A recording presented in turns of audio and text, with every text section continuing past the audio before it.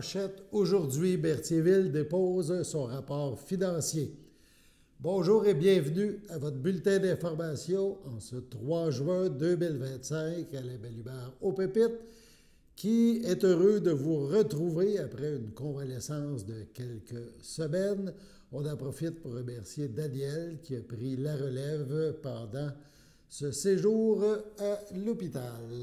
Donc, aujourd'hui, il sera surtout question de la ville de Berthierville. C'était le conseil, la séance du conseil municipal hier soir. Plusieurs sujets ont retenu notre attention, dont le rapport du maire, les faits saillants du rapport financier de la dernière année. On écoute un premier extrait de cette séance. Donc, c'est le rapport du maire des faits saillants du rapport financier. En réalité, du rapport financier 2024. Conformément aux dispositions de l'article 105.2.2 de la loi sur la cité-ville, je vous présente les faits saillants du rapport financier et du rapport du vérificateur externe pour l'exercice terminant le 31 décembre 2024, tel que vérifié par la firme Michaud-Clément Incorporé. L'exercice financier 2024 s'est soldé par un excédent de fonctionnement de 1 337 402, résultant de revenus de fonctionnement se chiffrant à 11 672 744, comparativement aux charges de l'exercice de 11 236 699, ainsi que les éléments de conciliation à des fins fiscales de 901 357, tels qu'audités par le vérificateur externe. Les réalisations en 2024 sur les charges totales de 11 200 000, un montant de 4 570 000 constitue les frais pour les obligations incontournables ou les quotes-parts, notamment les quotes-parts de la MRC, qui totalise 676 292, incluant le montant de 401 880 pour le service de la sécurité des incendies. La Sûreté du Québec, c'est une quote-part de 570 273.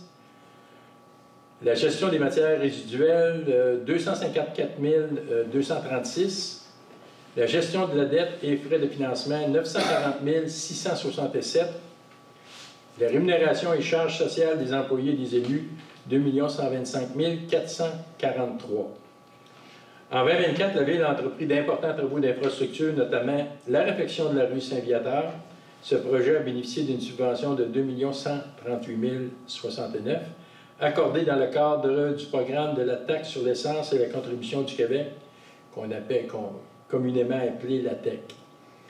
Les travaux se poursuivent en 2025 avec la pose de la seconde couche de pavage et certains travaux complémentaires. Dans une optique de sécurité et de cohabitation harmonieuse entre les usagers, des travaux d'amélioration de la rue Généreux ont également été réalisés, favorisant la circulation sécuritaire des piétons, cyclistes et véhicules. Une nouvelle convention collective d'une durée de 7 ans a été conclue avec le personnel syndiqué de la Ville. Ceci est en vigueur jusqu'en 2030. Par ailleurs, la Ville a acquis des véhicules de machinerie lourde à la suite de la fin de contrat de location avec le Centre de gestion de l'équipement roulant de Cégep, permettant ainsi d'optimiser la gestion de notre parc mécanique. À l'usine de traitement d'eau potable, les interventions ont été menées incluant l'installation d'un système de contournement manuel pour les deux génératrices, la mise en place d'un système de détection d'incendie, l'inspection structurelle de la réserve d'eau potable haute et une étude de système de contrôle et des équipements de communication en préparation des travaux planifiés en 2025. Conformément aux exigences de la stratégie québécoise d'économie d'eau potable, près d'une soixantaine de compteurs d'eau résidentiels ont été installés afin de mieux gérer la consommation. En vue de la réflexion du réseau d'égouts situé dans la servitude de les rues de Frontenac et de Montcalm, prévu pour 2025, la Ville a complété plusieurs études préparatoires, dont une étude en géotechnique et environnementale, une étude de caractérisation écologique, un inventaire faunique et floristique, Un appel d'offres a également été lancé et le contrat a été octroyé pour la réalisation en 2025 d'un skatepark au Parc Saint-François, un projet attendu par la communauté. En matière de développement touristique, la Ville a finalisé un bail commercial pour la gestion et l'exploitation du port de Plaisance.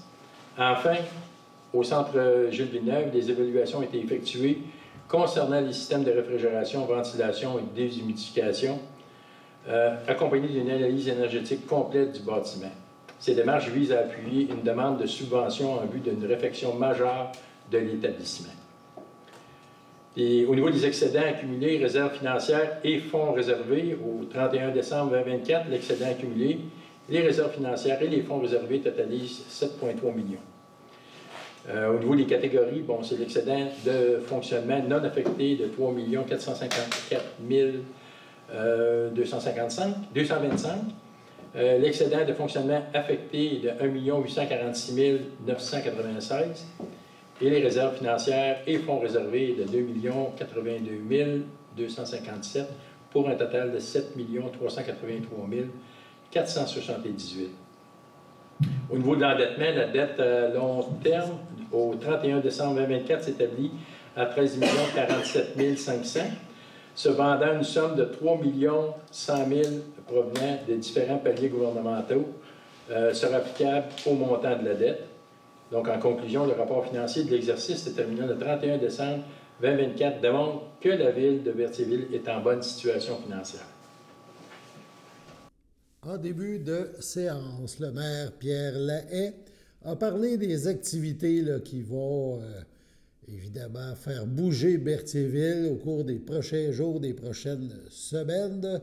Donc, on parle de fête de printemps, d'été animé. Donc, on écoute le mot du maire qui lançait cette séance du conseil. Donc, j'en ai quelques points. J'en profite parce que on a pas mal d'activités quand même cet été. Donc, la saison d'été est à nos portes. Officiellement, c'est le 20 juin. Et nous espérons de tout cœur que la température va être plus clémente qu'elle ne l'a été surtout au mois de mai. L'événement Berthier-Brou, organisé par la Chambre de commerce et d'industrie de Berthier, a dû être remis à une date ultérieure là, à cause de la température. Parlant d'événements, la Ville organise 2 événements prochainement, soit le barbecue du Conseil et la soirée du cinéma au Parc La Ferrière, donc à côté de la piscine municipale, le 26 juin. 27 juin, merci. Donc, très important, apportez vos chaises. OK. Et le Berthierite, le 5 juillet, donc cette fête, c'est une fête inclusive et interculturelle. Ils vont avoir des dégustations et de la musique. Le tout se terminant en soirée avec le groupe Hommage au colloque. Hein, c'est bien ça? Oui. Hommage au cowboy fringant. Au cowboy fringant, merci. Je l'ai écrit, là, puis je n'étais pas sûr. Bon, ben, c'est ça. J'étais pas loin. Au moins, c'est un groupe québécois. C'est des colloques. OK, c'est bon. Bon, d'autres événements sont aussi à venir au cours de l'été, entre autres le Locofest le 12 juillet et la classique automobile du Vieux-Berthier le 30 août. Les événements à la Chapelle du Puy-de-Beurre sont aussi des choses qui vaut vraiment la peine, une belle programmation cet été. Donc, j'invite tous les citoyens et citoyennes à participer à ces événements. Donc, espérons que la nature sera de notre bord.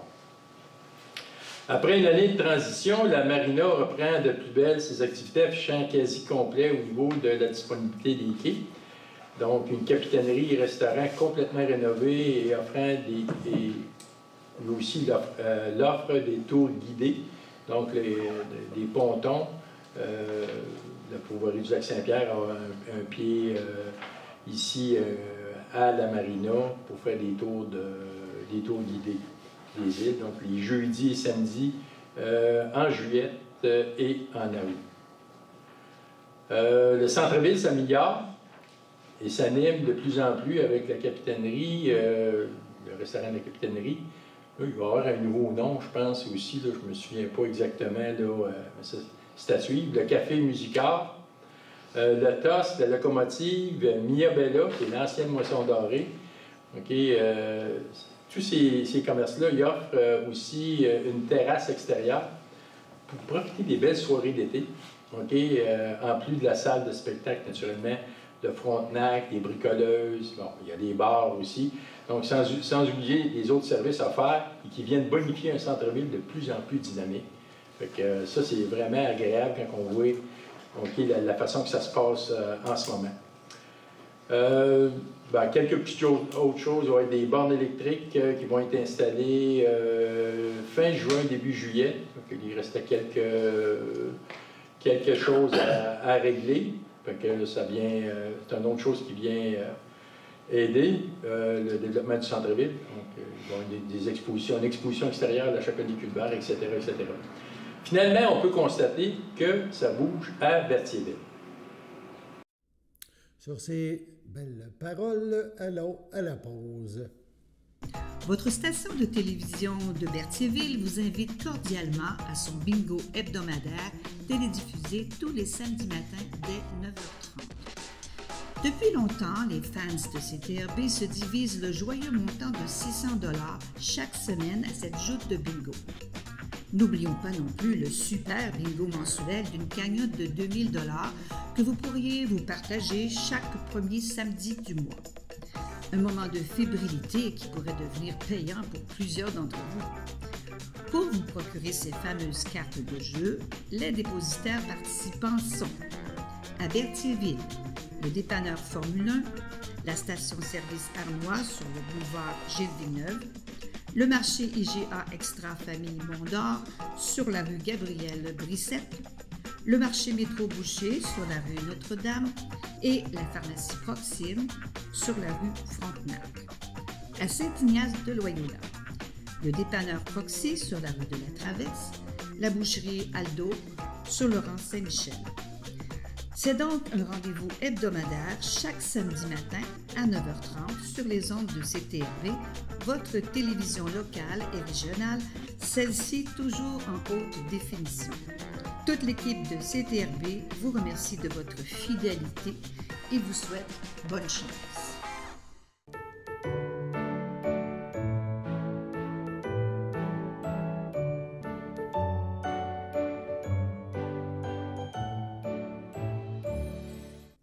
En ce 3 juin 2025, les filles d'Isabelle de Berthier souhaitent bonne fête à Lorraine Dufresne et la FADOC de l'Île-du-Pas souhaite un heureux anniversaire à Diane Étier. C'est votre anniversaire en ce 3 juin. Eh bien, toute l'équipe de CTRB se joint à moi et vous souhaite bonne fête. On poursuit, on retourne à la ville de Berthierville, au conseil municipal, la séance du 2 juin dernier. Il y aura les points suivants toucheront l'école secondaire Pierre de Lestage, le Centre d'action bénévole d'Autrey et la Corporation du patrimoine de Berthier. Berthierville aidera ces organismes dans divers projets, financièrement ou techniquement. On écoute le maire Pierre Lahaye et les membres du conseil impliqués dans ces dossiers. L'école secondaire Pierre de Lestage, c'est un soutien financier. Madame Fontaine. Considérant la demande d'aide financière datée du 16 mai 2025, transmise par une enseignante de l'école secondaire Pierre de Lestage, visant l'achat des portables Chromebook, favorisant la réussite en français pour les élèves de 5e secondaire. Alors, en conséquence, je propose d'autoriser un déboursé de 500 $ à l'école secondaire Pierre de Lestage à titre de soutien financier au projet d'achat de portables Chromebook afin de soutenir la réussite scolaire. Merci, c'est appuyé par Jean Appui. M. Plante, merci. Je n'appelle au vote à ma gauche. Favorable. À ma droite. Favorable. Approuvé à l'unanimité des conseillers présents. En 9 maintenant, loisirs et culture, c'est le Centre d'action bénévole d'Autrey. C'est un événement, journée porte ouverte sur le communautaire. Monsieur Darbeau. Considérant que le Centre d'action bénévole d'Autrey, le CABA, organise une journée porte ouverte sur le communautaire le mercredi 17 septembre 2025, considérant que l'organisme souhaite installer des kiosques d'information de divers organismes communautaires de la région, offrant des services à la population de Berthierville et sur la rue de Champlain. En conséquence, je propose d'autoriser la fermeture de la rue de Champlain entre les rues de Frontenac et de Montcalm pour la journée du mercredi 17 septembre 2025, ou du jeudi 18 septembre 2025, advenant une température défavorable. D'autoriser également le prêt d'équipement et le soutien technique du service des travaux publics évalué à un montant approximatif de 500 $. Merci. C'était appuyé par Je l'ai fait. Mme Fontaine, merci. Jean-Nicolas Leroy, à ma gauche. Favorable. À ma droite. Favorable. Approuvé à l'unanimité des conseillers présents. 9.2 maintenant, c'est la Corporation du patrimoine de Berthier, donc c'est un soutien financier pour les activités. Madame Lebras. Considérant la demande de soutien financier reçue en date du 8 avril 2025, provenant de la Corporation du patrimoine de Berthier, qui est responsable des activités à la Chapelle des Culbert, considérant que le site de la chapelle est l'hôte d'expositions réalisées par des artistes en art visuel et accueille des spectacles musicaux, alors je propose d'autoriser un déboursé de 3 000 $ à titre de soutien financier à la Corporation du patrimoine de Berthier pour les activités de la saison estivale 2025. Merci. C'était appuyé par Je l'appuie. M. Plante, merci. J'en appelle le vote à ma gauche. Favorable. À ma droite. Favorable. Approuvé à l'unanimité des conseillers présents. À chacune des séances du Conseil, il y a un point qui s'appelle dépôt de documents. Lors de la séance d'hier, la Ville de Berthierville a reçu des accusés-réceptions pour divers projets, dont la réfection du pont de la rivière Chaloupe. On écoute les infos à ce sujet. Lettre aussi du 22 mai 2025 qui confirme la réception de la résolution, celle-là c'est la 2025-04-080, relative à la demande pour le pont de la rivière Chaloupe. Alors là, on devrait avoir une rencontre, être convoqué pour une rencontre incessamment avec les intervenants du ministère pour discuter de la situation. Il y aura également celui pour également du rapport de modélisation hydrique que la Ville a déposé suite à l'inondation du 9 août dernier, 2024. Oui, puis nous avons il y en avait une autre résolution qu'on avait passée aussi qui était... Pour la traverse piétonne. Oui, la traverse piétonne aussi, sur le coin de Parrain. Et, ces deux-là, on n'a pas eu de suite en ce moment. Oui, cependant, on a eu un avis à l'effet que les ingénieurs du gouvernement du Québec devenaient en grève pour un temps illimité à partir du 5 juin prochain. Terminons ce tour d'horizon du Conseil municipal de Berthierville en parlant d'une autre résolution qui a été adoptée. On parle de dénonciation au gouvernement du Québec en lien avec l'absence d'ajustement financier de certains programmes destinés aux municipalités. C'est des résolutions que toutes les municipalités adoptent à tour de rôle. C'était évidemment hier le cas de Berthierville. On écoute. Qui est la dénonciation au gouvernement du Québec en lien avec l'absence d'ajustement financier de certains programmes destinés aux municipalités. Madame Fontaine. Considérant que plusieurs programmes du gouvernement du Québec destinés aux municipalités ne sont pas indexés, malgré la situation économique actuelle. Considérant que plusieurs programmes du gouvernement du Québec destinés à l'entretien des routes municipales ne sont pas indexés ou ont même connu une légère baisse, alors que les coûts d'entretien ont explosé depuis la pandémie de COVID. Considérant que cette situation a un impact direct sur l'augmentation importante de la charge fiscale globale des contribuables, ainsi que sur les capacités financières des municipalités et des MRC du Québec, puisque ces dernières doivent composer avec une hausse importante des coûts pour la réalisation de projets et le maintien des services à la population. Considérant que les municipalités sont responsables de faire des budgets équilibrés, lesquels doivent tenir compte de la capacité de payer de leurs citoyens. Considérant que le gouvernement du Québec doit agir afin de régulariser la situation, notamment en rétablissant le financement destiné aux municipalités à un niveau acceptable, compte tenu de la situation économique actuelle.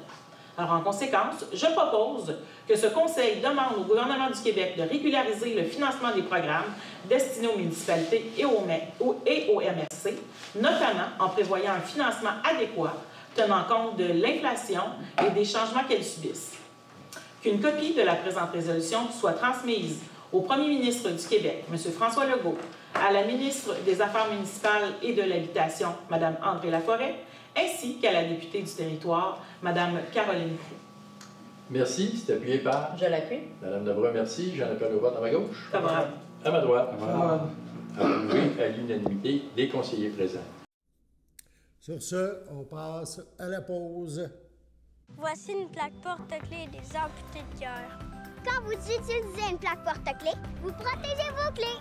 Si vous les perdez, la personne qui les trouvera pourra appeler au numéro au dos de la plaque. Ou les déposer dans une boîte aux lettres. Puis, les amputés de guerre vous retourneront vos clés. Tranquillement! Commandez vos plaques porte-clés aujourd'hui à amputédeguerre.ca. Et améliorer la vie des personnes amputées comme moi. Merci.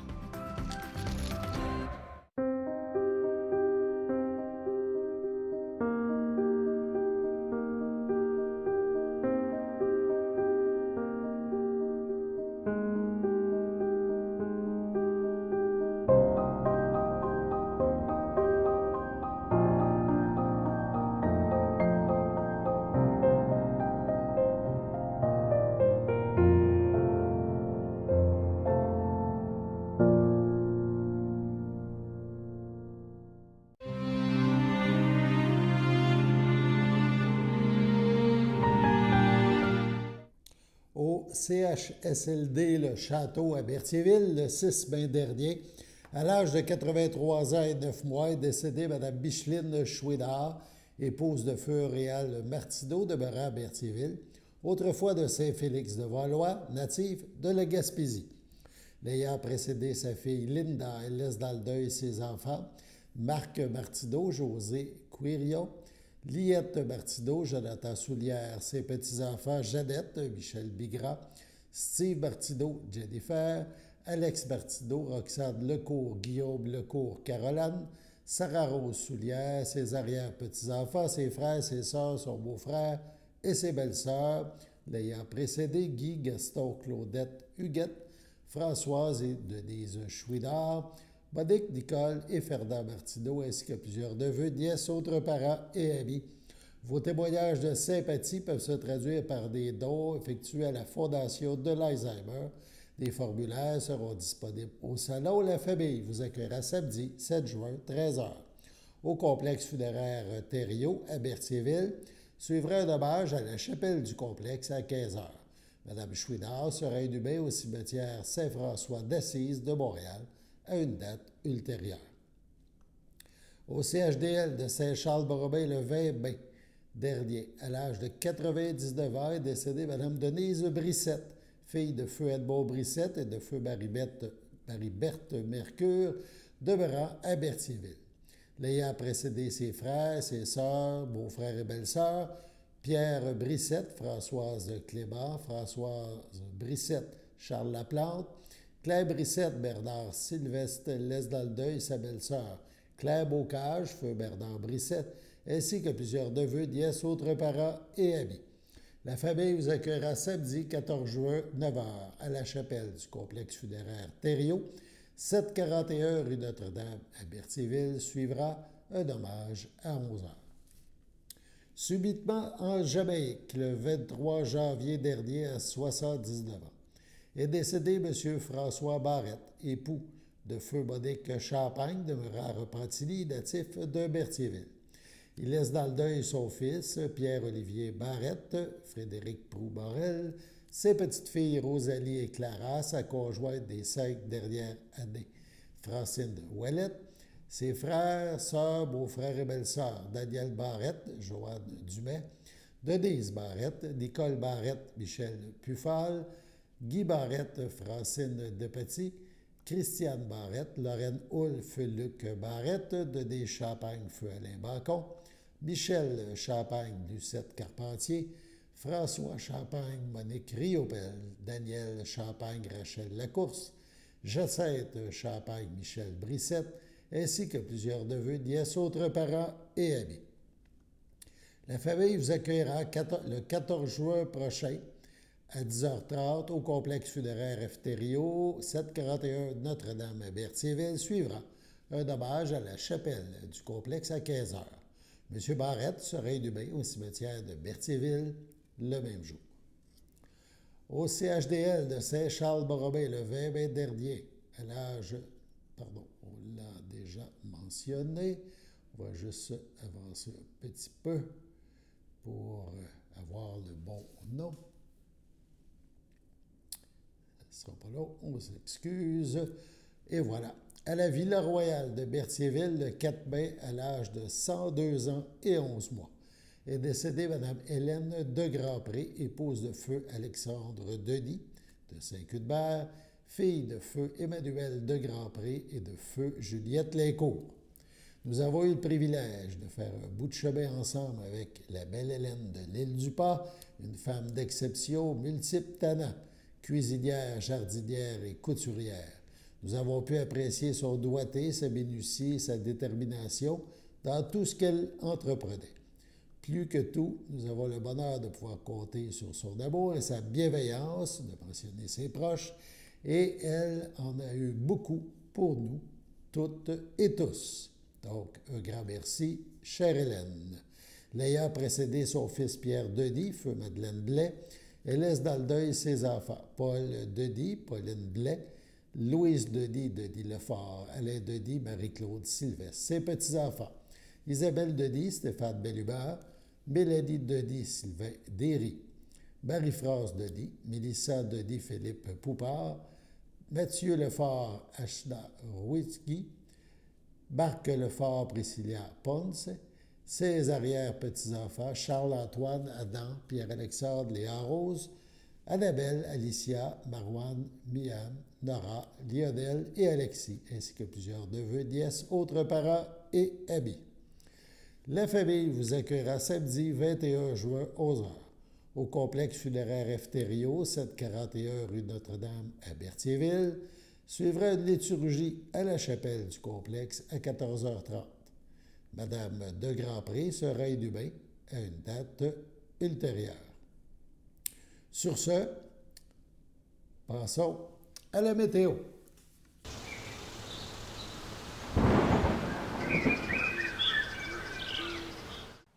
Bienvenue à votre météo de cette semaine. Aujourd'hui, mardi soir, ce sera un ciel voilé, une température de 22, un temps ressenti de 24. Mardi nuit, ce sera dégagé, une température de 13, un temps ressenti de 12. Mercredi matin, ce sera généralement ensoleillé, une température de 18, un temps ressenti de 18. Mercredi après-midi, ce sera généralement ensoleillé, une température de 29, un temps ressenti de 35.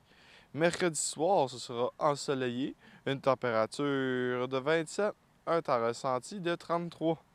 Mercredi nuit, ce sera des risques d'averses, une température de 18, un temps ressenti de 18, moins de 1 mm de pluie. Et voilà, c'était tout pour votre météo.